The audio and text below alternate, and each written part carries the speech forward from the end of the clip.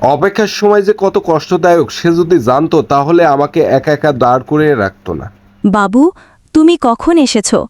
দেখো না, আমার আসতে অনেক দেরি হয়ে গেল। যে মানুষকে নিজের সব বলতে পারি তার কাছে সময়ের হিসাব দিতে কষ্ট হয়।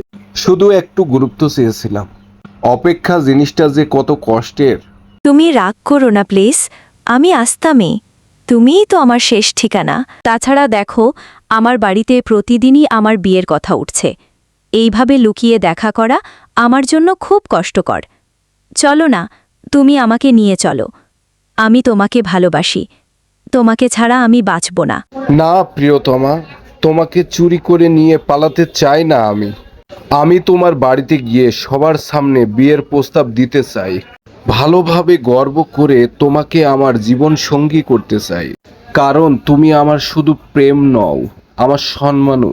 তুমি জানো, এই একটা কথার জন্য আমি কতদিন অপেক্ষা করছিলাম।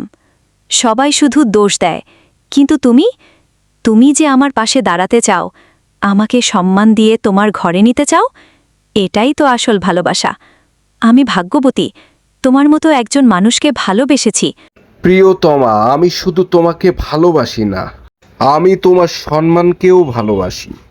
এই সমাজের চোখে চোখ রেখে আমি তোমার বাবার সামনে দাঁড়িয়ে বলবো, আমি তোমার হাত চাই, আমি তোমার সাথে একটা জীবন চাই। চুরি করে নয়, গর্ব করে তোমাকে নিজের করে নিতে চাই।